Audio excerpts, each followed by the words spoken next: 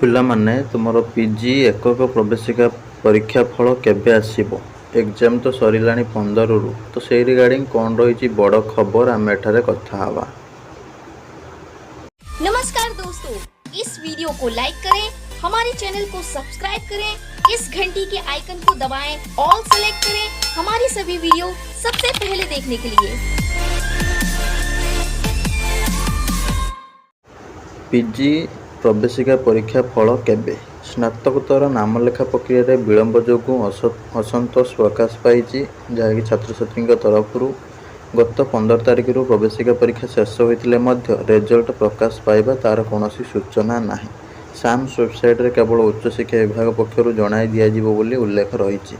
ସେପଟେ ଉଚ୍ଚଶିକ୍ଷା ବିଭାଗର ୱେବସାଇଟରେ କୌଣସି ସୂଚନା ନାହିଁ। ଅନ୍ୟପଟେ ଷ୍ଟାଫ୍ ସିଲେକ୍ସନ ବୋର୍ଡକୁ ପଚାରିବାରୁ ସେମାନେ କହୁଛନ୍ତି, ଆମ କାମ ପରୀକ୍ଷା କରିବା ଓ ରେଜଲ୍ଟ ହସ୍ତାନ୍ତର କରିବା। ଆମେ ଆମ କାମ ଧାର୍ଯ୍ୟ ସମୟ ମଧ୍ୟରେ ରେଜଲ୍ଟ ଉଚ୍ଚଶିକ୍ଷା ବିଭାଗକୁ ଦେଇଛୁ।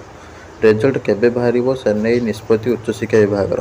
କେନ୍ଦ୍ରୀୟ ଉଚ୍ଚ ଶିକ୍ଷାନୁଷ୍ଠାନ ଓ ଅନ୍ୟ ରାଜ୍ୟର ପିଜି ନାମଲେଖା ଶେଷ ପର୍ଯ୍ୟାୟରେ ପହଞ୍ଚିଥିବା ବେଳେ ଓଡ଼ିଶାରେ ପିଜି ପ୍ରକ୍ରିୟା ଯେଉଁଟାକି ଆବେଦନ ତୁମର ପିଜି ପ୍ରବେଶିକା ପରୀକ୍ଷା ଫଳ ବାହାରିବ କେବେ ସେ ନେଇ ସୂଚନା ନାହିଁ କିମ୍ବା ନାମଲେଖାର ପ୍ରକ୍ରିୟା କେବେଠୁ ଆରମ୍ଭ ହେବ ସେ ନେଇ କିଛି ସୂଚନା ନାହିଁ।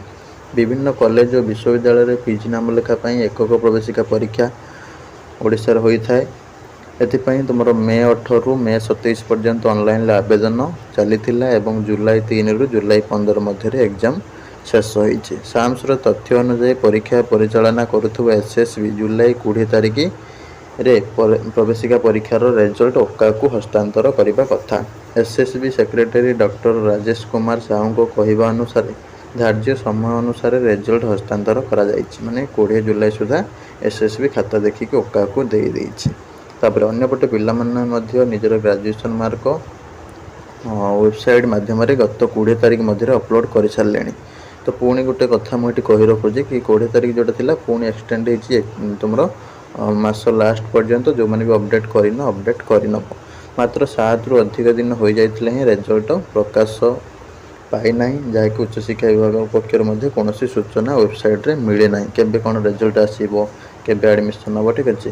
ସୂଚନାଯୋଗ୍ୟ ଗତବର୍ଷ ଜୁନ୍ 23ରୁ ଜୁଲାଇ 4 ମଧ୍ୟରେ ପରୀକ୍ଷା ସରିଥିଲା ମଧ୍ୟ ଜୁଲାଇ 20ରେ ପରୀକ୍ଷା ଫଳ ପ୍ରକାଶ ପାଇଥିଲା। ତୁମର ଆଗ ବର୍ଷ କ'ଣ ହେଇଥିଲା ନା ଜୁନ୍ 23ରୁ ଜୁଲାଇ 4 ଭିତରେ ଏକ୍ଜାମ୍ ସରିଲା, ଫଳ ପ୍ରକାଶ ପାଇଥିଲା ଜୁଲାଇ 20ରେ। ମାନେ ଜାଣିପାରୁଥିବ ବହୁତ ଜଲ୍ଦି ବାହାରିଥିଲା, କିନ୍ତୁ ଏ ବର୍ଷ ତୁମର ରେଜଲ୍ଟ ପ୍ରକାଶ ପାଇବାରେ ଲେଟ୍ ହେଉଛି। ତାପରେ ଏ ବର୍ଷ ଏପର୍ଯ୍ୟନ୍ତ ଫଳ ପ୍ରକାଶ ପାଇନାହିଁ। ଜଣେ ଅଧିକାରୀଙ୍କ କହିବା ଅନୁସାରେ ଆସନ୍ତା ସପ୍ତାହ ମଧ୍ୟରେ ରେଜଲ୍ଟ ପ୍ରକାଶ ହୋଇପାରେ, ଠିକ୍ ଅଛି। ତୁମର ସିପିଟିର ରେଜଲ୍ଟ ଆସନ୍ତା ସପ୍ତାହ ଭିତରେ ହୋଇପାରେ, କୌଣସି ବ୍ୟସ୍ତ ହେବାର ଆଉ ଦରକାର ନାହିଁ, ଠିକ୍ ଅଛି। ହେଲେ ତାପରେ ତୁମର ଯାହା ବି ଆଡ଼ମିସନ୍ ପ୍ରୋସେସ୍ ରହିଛି କଣ୍ଟିନ୍ୟୁ ହେବ ଆଉ। ଭିଡ଼ିଓ ଭଲ ଲାଗିଲେ ଲାଇକ୍ କରିବେ, ସେୟାର କରିବେ।